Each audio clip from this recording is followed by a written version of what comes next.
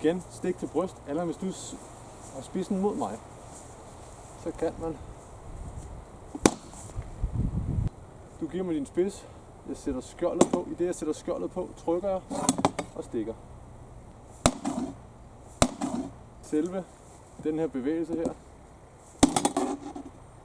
giver dig et halvt sekund. Så hvis du bygger den sammen med